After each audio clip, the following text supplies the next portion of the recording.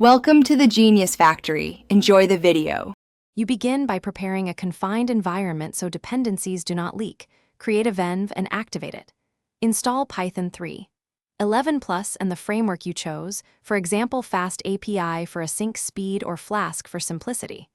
Once done, scaffold routes, a basic app factory, and a requirements file. Make sure to initialize Git now and commit your working scaffold.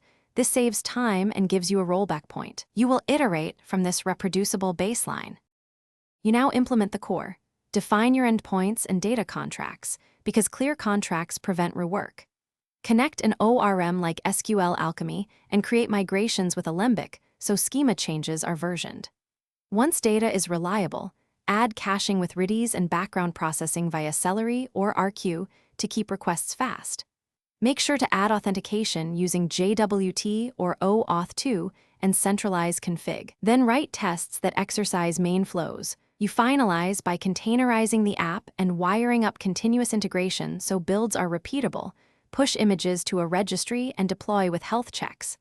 Once live, add structured logging, metrics, and alerts so you know when performance slips.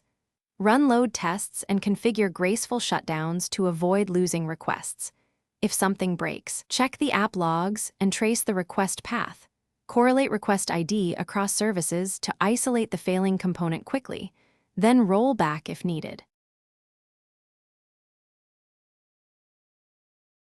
Thanks for watching. If you found this helpful, don't forget to like and subscribe.